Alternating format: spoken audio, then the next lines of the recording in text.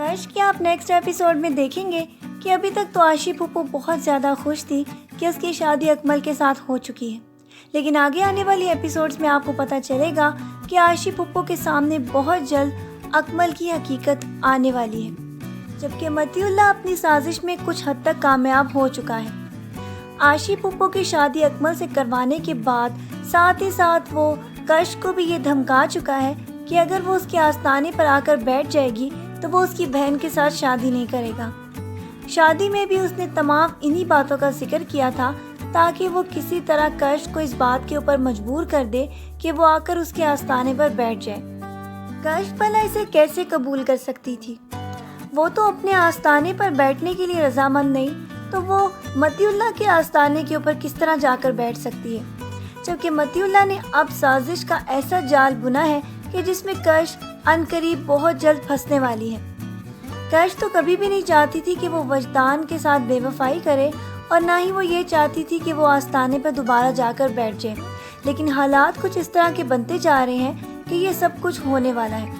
کیونکہ ایک طرف تو اس کے ابو امتیاز صاحب یہ سب کچھ سب کے سامنے اعلانیہ کہہ چکے ہیں کہ وہ متی اللہ کے ساتھ اپنی بیٹی کی شادی کرنے والے ہیں۔ سب کو تو یہ بات معلوم ہو چکی ہے،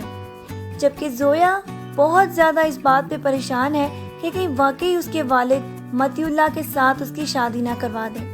لیکن متی اللہ اس کو بہت زیادہ اس بات کے اوپر کانفیڈنس دے رہا ہے کہ وہ چال جو اس نے اب چلی ہے وہ بہت جلد اس میں کامیابی حاصل کرنے والا ہے۔ آگے جا کے آپ دیکھتے چلے جائیں گے کہ عائشی پھپھو کے سامنے بہت جلد اکمل کی ساری حقیقت آنے والی ہے۔ عائشی پھپھو کے پاس تو اس کے بعد کوئی چارہ ہی نہیں ہوگا، کیونکہ امتیاز صاحب اسے پہلے ہی کہہ چکے ہیں کہ اب طلاق لے کر واپس نہ آنا۔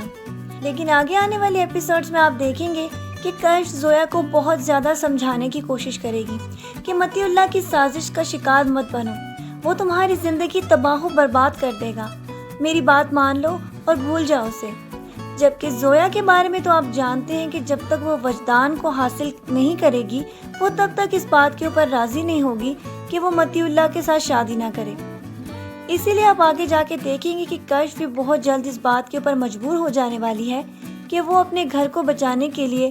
زویا کی شادی وجدان کے ساتھ کروا دے۔ ابھی تو وہ اس بارے میں سوچ بھی نہیں سکتی کہ وہ وجدان کو کسی اور کو دے سکتی ہے، لیکن آگے آنے والی ایپیسوڈز میں آپ دیکھیں گے کہ یہ سب کچھ ہونے والا ہے۔ زویا کی طول پکڑتی ہوئی ضد اور اس کے بعد وجدان کو حاصل کرنے کی چاہ، یہ سارا کچھ کش کے سامنے بہت زیادہ کسوٹی بن کر آنے والا ہے۔ کش تو کبھی بھی یہ نہیں چاہے گی کہ وہ کسی طرح زویا کی بات مانے، لیکن آگے جا کر آپ دیکھیں گے کہ وجدان بھی اس کے ساتھ بہت زیادہ کھچا رہنا شروع ہو جائے گا۔ اس کے والد کا یہ پریشر کہ وہ کسی طرح آستانے پر واپس آ جائے اور وہ اس کا نہ جانے کا انکار، یہ ساری چیزیں آگے بہت زیادہ مسائل کھڑا کرنے والی ہیں۔ زویا کی زندگی میں تو وہ خود ہی مصیبتوں کو دعوت دے رہی ہے،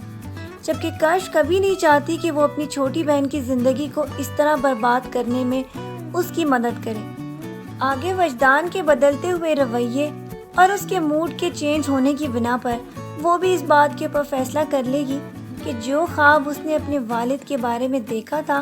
کہ وہ اس کو صرف یہی کہہ رہے تھے کہ میرے آستانے کو اور ہم لوگوں کو بچا لو، یہ ساری باتیں تو اس کو بہت زیادہ ہانٹ کر رہی ہیں، اور بار بار وجدان کو یہی سمجھانے کی کوشش کر رہی تھی کہ اس کو اس طرح اپنے والد کو اکیلا چھوڑنے نہ دیا جائے، جبکہ وجدان تو ہمیشہ یہی چاہتا ہے کہ کش اس کی بن کر ہر چیز کو چھوڑ دے، جبکہ کش کے لیے یہ پاسبل نہیں۔ اس نے اپنے والد کے بارے میں جو کچھ بھی خواب میں دیکھا تھا وہ سچ ہونے والا ہے۔ وہ بار بار کش کے آگے گڑ گڑائیں گے کہ میری مدد کرو، کیونکہ وہ تو ابھی تک حاجی صاحب بن کر سارے آستانے کو چلانے کی کوشش کر رہے ہیں۔ جب لوگوں کو کش بیوی نہیں ملے گی تو اس کے بعد اس کے والد کے بھی بہت زیادہ حالات خراب ہو جانے والے ہیں، جبکہ متی اللہ اپنی سازشوں میں اس کے خواب میں بھی بہت زیادہ ہنستا ہوا نظر آیا ہے، جس سے یہ ثابت ہوتا ہے کہ اس کی چالیں آہستہ آہستہ کامیابی کی طرف جا رہی ہیں۔ متی اللہ نے کش کے خلاف جو بساط بچھائی تھی اور جو مہرے اس نے اپنے میدان میں اتارے تھے وہ سارے کے سارے آگے اس کی مدد کے لیے تیار ہو چکے ہیں، اور گھوڑے تو بس اس کے والد کے ہی پٹنے والے ہیں، اس لیے کہ یہ سارا کچھ جو کچھ اس نے اپنی خواب میں دیکھا تھا اب وہ سچ ہو جانے والا ہے۔ متی اللہ تو لوگوں کے سامنے بہت جلد کامیابی بھی حاصل کرنے والا ہے، جسے دیکھ کر اس کے والد بہت زیادہ پریشانی میں اپنی بیٹی سے مدد مانگے گی کہ میری مدد کرو تاکہ متی اللہ کی سازشوں کو بے نقاب کیا جا سکے۔ آگے جا کے آپ دیکھیں گے کہ زویا اپنی ضد پر بہت زیادہ اڑی ہوئی تھی اور اس کی وجہ سے وہ یہ چاہتی تھی کہ وہ کسی طرح وجدان سے شادی کر لے۔